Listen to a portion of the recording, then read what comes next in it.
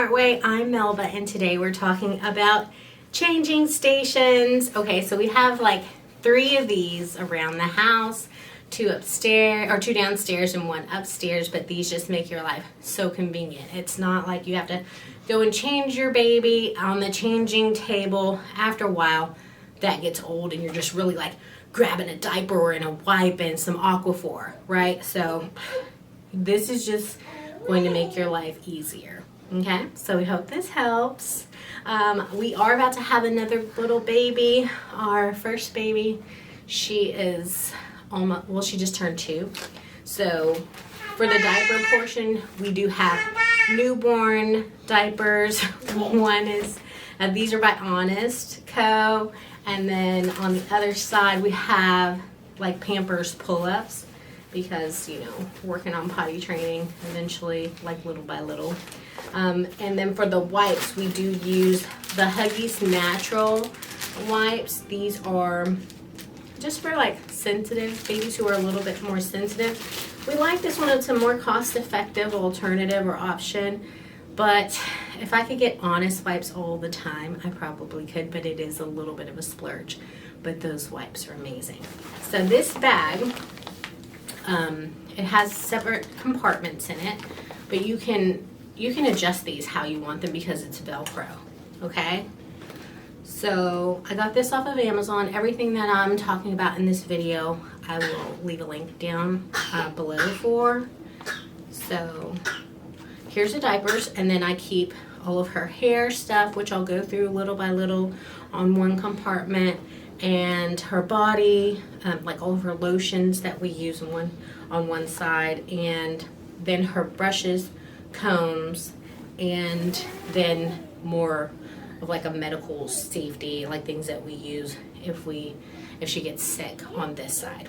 Okay, so that's how I have it organized. We can go through what I use for her hair. This is because the other baby's not out yet. We're like 8 months, so it's almost time, but I still will use this.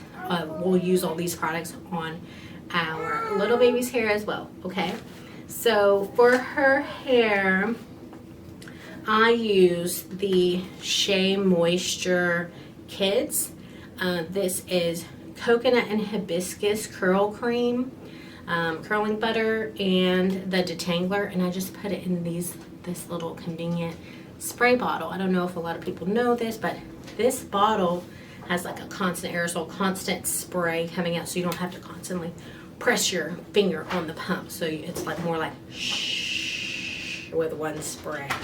So when your baby or your little girl is moving around, you're trying to do her hair, this is so nice to have. Okay, so these 2 are what we use for her hair, and then I lock it in with an oil. I usually use an olive oil, but this was on sale at Sally's, and it's convenient because it has the little applicator tip bottle, but it's the As I Am olive oil and tea tree oil. So I'll use that, and after I'm done with this, I'll probably just fill it up with Jamaican black castor oil and olive oil. Okay, and then so for her body, I use the baby oil and the Shea Moisture Raw Shea Chamomile and Argan oil. This has worked very well. Our baby's skin is super sensitive. It was sensitive when she came out, so this is just more of a natural alternative. Even if this does not work, I'd probably go with just 100% shea butter. You know, it's a little bit harder to rub in, but if your baby's having a lot of irritation, maybe you should just cut out any type of scents at all. So we were able to use this combination together, and then at night, like or after her bath, I'll use the combination of baby oil.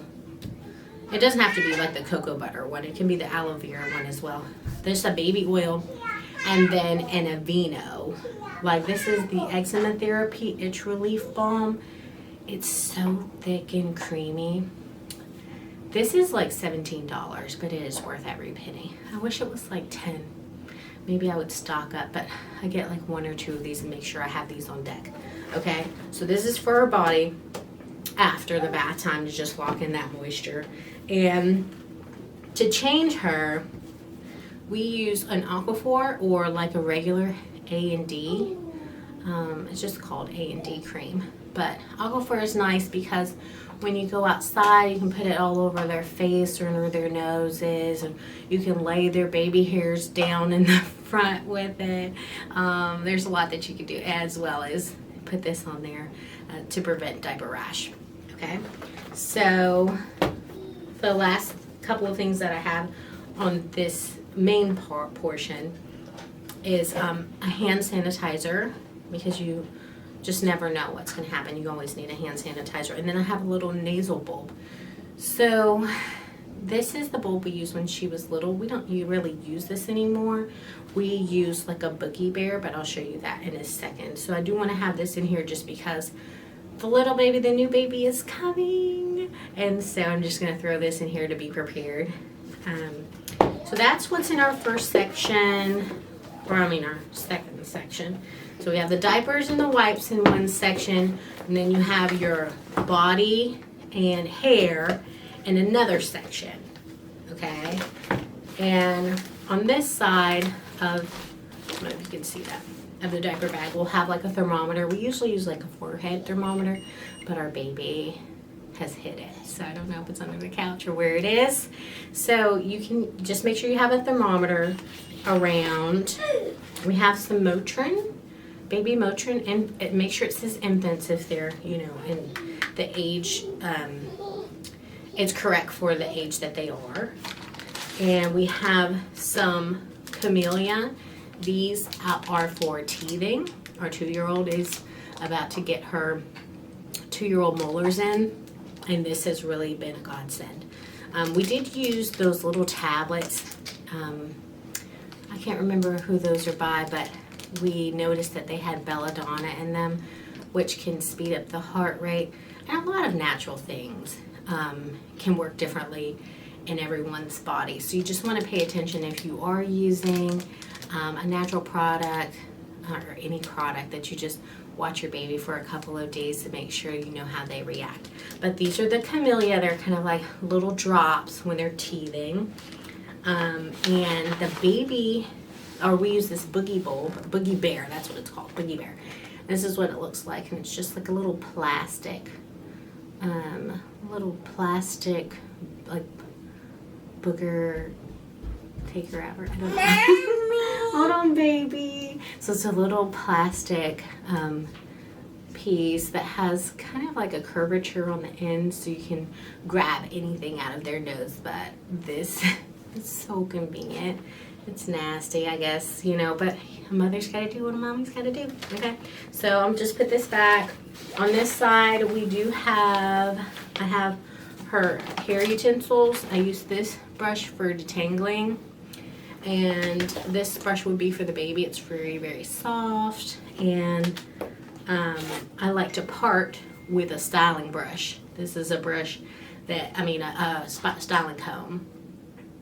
This is what a lot of people use for hair when they cut hair, but I like it just because it has a good part. It's like it parts very well. Do you see that? It's like a little bit of distance in between the teeth of the comb. Anyway, so this is a good comb, a parting comb. And then we use a wooden comb for her hair just because it keeps in all of those natural oils that she has. And always use, or I would always use 100% boar bristle brush, just because you don't want it to rip out their hair. Sometimes when you look at the description for boar bristle brushes, they'll say, oh, 100% boar bristles, but then if you look at the description, they have little nylon pieces which help you pull the hair really well in between the boar, right? But it can still rip their hair out. So, you know, if you want your baby's hair to be long and you're on this hair journey and you're trying to figure it out, make sure it's 100% boar bristles without the nylon, okay? So that's what's in our baby bag, our baby changing stations. Oh, and I do add in, I just put in like some hair bands and some hair bows in a little Ziploc bag, okay? To just keep them right on place. You can use like an old makeup bag, but it is something that is really nice and compact to keep those in as well. So we hope that this helped you. We love you guys. If you don't, if you aren't already, don't forget to like and subscribe, and we'll see you guys next week, okay? Bye.